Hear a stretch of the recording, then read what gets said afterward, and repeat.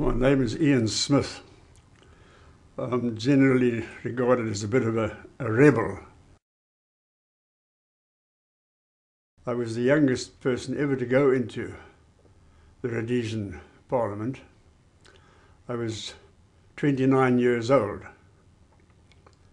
and it so happened that in my little hometown of Salukwi, which was a big mining camp, there were people who said, look, surely you don't expect us to vote for this chap Ian Smith. We remember him when he was in junior school here, and now you ask me to accept him as my member of parliament. Well, it so happened there were a few of my colleagues in the pub at the same time when the nominations had gone forward, who said to me, you know, when he decided to go and fight for the war for Britain, and that was a number of years ago, you didn't complain then, did you? What's your case now? Well, obviously they did not have a case, and that pretty quickly scotched that one. I think Smith was misunderstood in a lot of ways, but he was genuine. Smith is an African. He understands the African mentality. Now, it wasn't Smith's problem, actually, of what happened in what you call Rhodesia. Smith came in about 1965, after Winston Field. So he was along the system that had been created. And if you look at the development of Rhodesia, Smith contributed enormously onto that. It did not only benefit the whites, it benefited the blacks. What we believed in was responsible majority rule as opposed to irresponsible majority rule. And I stand by that. I think it is important that before you give a person a vote, you ensure that his roots go down, that he's part of the whole structure of the country.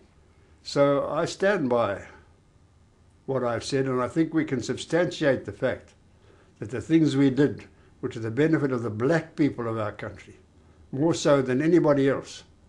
And I challenge anybody to disagree with that. There were a lot of attacks, mortar attacks, landmines, ambushes, farm attacks. And our houses had screens against the windows for rockets and mortars. And yes, it just became a part of life. You had curfew, you didn't travel at certain times of the day.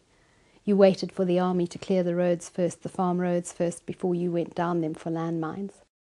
At that stage, the country was terribly united, and I would like to believe that the majority of us believed in what we were doing. We were fighting communism, we were standing up for what we believed in and what we felt was right. And Ian Smith was highly regarded. In 1975, Smith flew at night to Zambia to offer Nkomo takeover.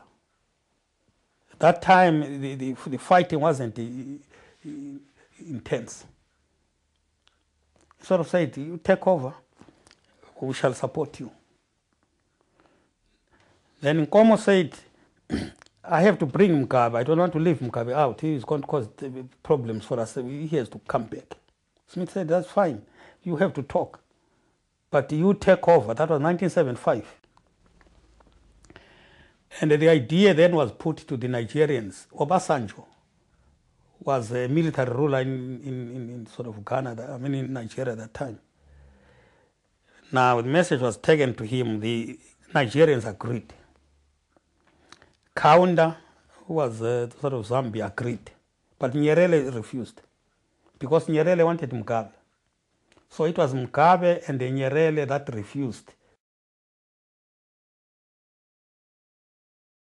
The idea was that ZAPU and ZANU were going to go to the elections together. And also it was decided that where there was violence, elections would not be held until the situation was stabilized. So Nkomo went back And then he tried to work with Mugabe, but Mugabe didn't want to work with him. To begin with, things went well because Mugabe was no fool. He realized it was important to maintain the economy and keep the country expanding. And in any case, he was committed to do that by the Lancaster House Agreement, which said there can be no change in this for at least 7 years, unless you can get 100% support of all the people. Well, no ways would he have been able to have got the support of the white members of Parliament, and also the Matabeles. So we were satisfied that what we were doing was absolutely in keeping with the traditions and the culture and what was expected of us. And Mugabe used to thank me for personally coming to see him and give him the benefit of my advice and to tell him what the white people were thinking. But he only did this for a while because he inherited the best economy in Africa. It was viable. And after 2 years, he quickly changed his mind because he had a lot of money available. He had his commanders in control because he had removed the white commanders who would have taken action against him if he had defied the Lancaster House Agreement before the 7 years went. He removed our commanders and put his commanders in. So he knew that he could defy this. And so he breached the Lancaster House Agreement. Some horrendous number of Matabele were murdered. Our chief, well, our main assistant on the farm, he was a young boy of 8 or 9 when 5th Brigade moved into his area, and he had been punished by his father because he'd lost some donkeys the day before, and as punishment he had to get up at 3 o'clock in the morning and go and find these donkeys. And he got up at 3 o'clock in the morning, and when he got back to his kraal at 3 o'clock in the afternoon with the donkeys, his entire kraal had been murdered. Chickens, dogs, cattle, sheep, goats, his parents, his family. He was the only survivor. So it gradually got worse and worse until the country is absolutely on the rocks now. And the people are suffering.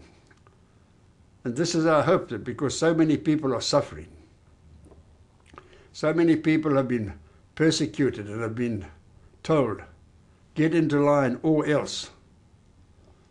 They know what or else means. I got a phone call from the Commercial Farmers Union president, Matabele Land president, to say that Martin had been surrounded and was fighting for his life and fighting a battle. And at 11:30 that morning, the news was broken that he'd been murdered. Africa is a continent which is subject to a great deal of friction and argument and change. That's part of the world generally, but more so Africa than anywhere else. So because of that, we live in hope. We think that the people there in the end will say we've had enough. Smith was being realistic. If you give people something before they are ready, they are going to mess it up. And that has happened. If Smith had had the opportunity to work with the people and sort of help bring them up, Zimbabwe would be a better place now. Smith did make it better during his government. There is no reason why he could not do that if he had been allowed to go on. In the interests of our people and of other people in this part of the world, let's work together. Why have we got to exclude people because of their colour? Whether they are white or brown or yellow or even black. Let's just accept that we are all part of Africa, all part of the world. Let's all work together. And the more we can get people to accept that philosophy, I think the greater the hope for the whole world.